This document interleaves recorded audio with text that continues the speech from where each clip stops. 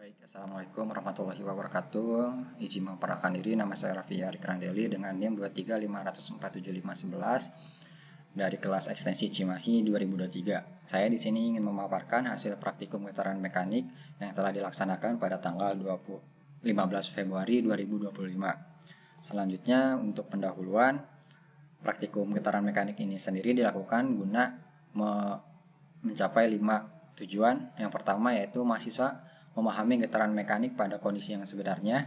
Kedua, mahasiswa mampu menggunakan peralatan pengukuran getaran. Ketiga, mahasiswa mampu menginterpretasikan hasil pengukuran getaran paksa maupun getaran bebas.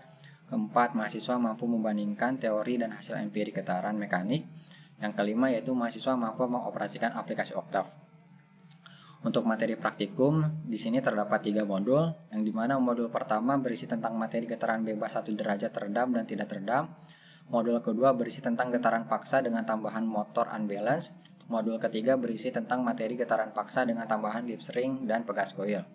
Selanjutnya, untuk getaran bebas teredam dan tidak teredam, kita melakukan 4 hal, yang dimana hal pertama yang kita lakukan yaitu melakukan pengambilan data pada massa yang dilepas secara bebas. Jarak penarikannya bervariasi mulai dari 15 mm, 25 mm, dan 35 mm sesuai dengan panduan pada modul praktikum kemarin.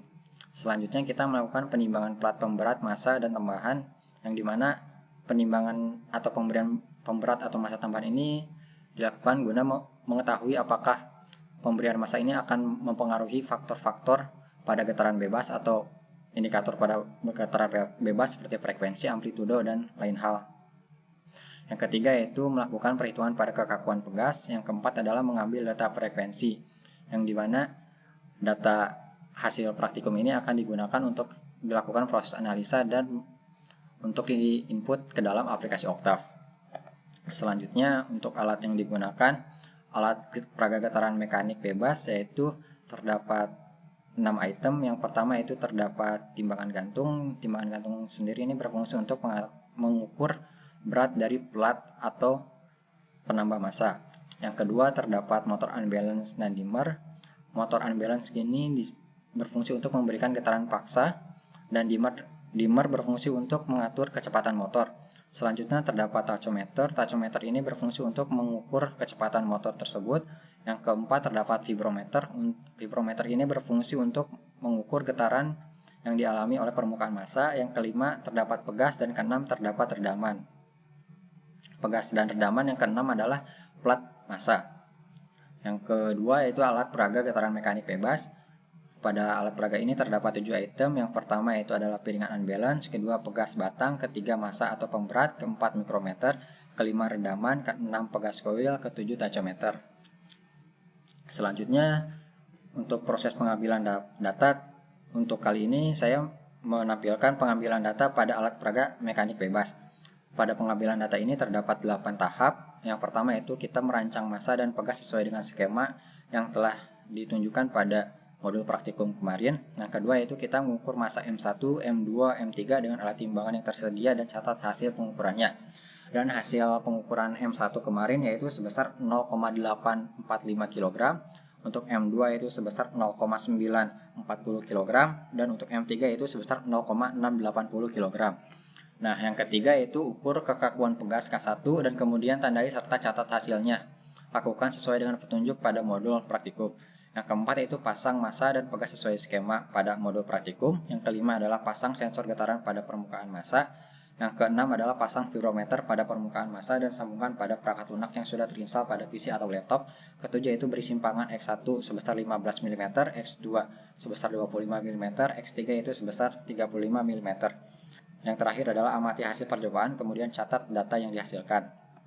Selanjutnya kita akan masuk ke tutorial menggunakan Octave. Untuk tutorial menggunakan Octave ini, pertama kalian harus pastikan bahwa kalian sudah mengunduhnya. Apabila belum, silahkan kalian buka web atau link tersebut, yaitu pada link vibrationtoolbox.github.io/octave.html. Selanjutnya kalian dapat dilihat terdapat tulisan window installation. Nah, di situ kalian tinggal klik on this. Nah, setelah kalian klik, tunggu sampai aplikasi itu benar-benar terinstall pada perangkat kalian. Setelah terinstall, maka kalian tinggal lakukan pemasangan, yang dimana pemasangan tersebut dapat dilihat tampilan awalnya itu seperti di sebelah kanan.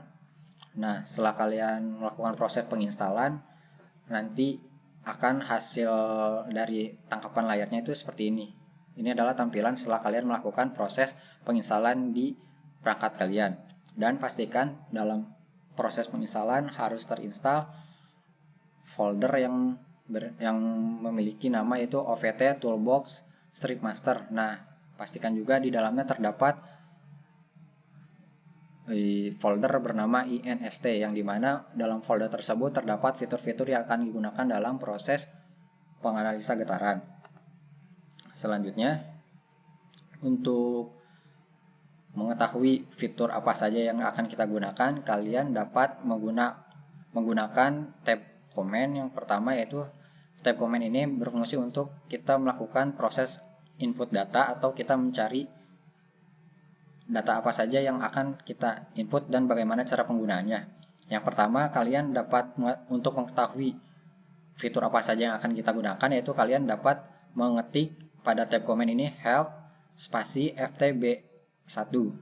Nah, nanti setelah kalian ketik kemudian enter, akan muncul script yang berisi penjelasan tentang fitur-fiturnya. Nah, di sini kita akan menggunakan fitur ftb1_1, yang dimana ftb1_1 ini adalah plot the free response of a single degree of freedom system, yang dimana itu tentang getaran bebas 1 derajat tanpa peredam.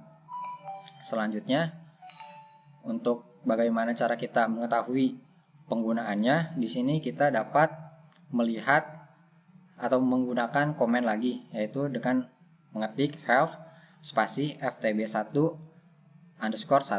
enter. Nah, di sini akan menampilkan script tentang penjelasan bagaimana cara kita menggunakan fitur ftb1_1, yang dimana cara penggunaannya kita cukup mengetik ftb1_1 dalam kurung, masukkan parameternya, yaitu parameter M yaitu massa, C yaitu damping atau peredam, K yaitu konstanta, V adalah kecepatan awal, dan TF adalah waktu kita ingin melihat seberapa lama getaran itu berlangsung.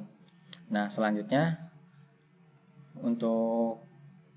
kita akan menggunakan langsung masuk ke dalam proses penginputan data.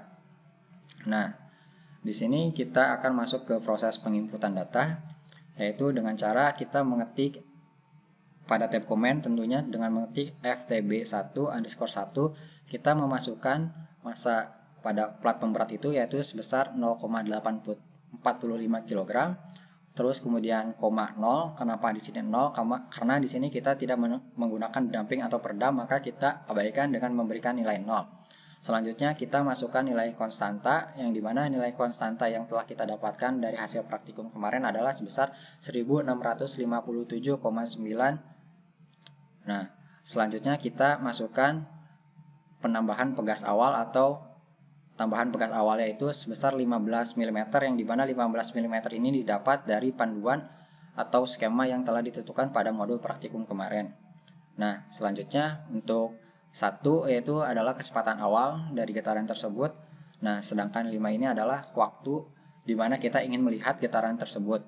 Nah, selanjutnya setelah kalian masukkan parameter pada ftb1_1 dalam kurung 0,845,0,1657,9,15,1,5 dalam tutup kurung, kalian ketik enter. Nah, setelah kalian ketik enter, maka akan muncul hasil dari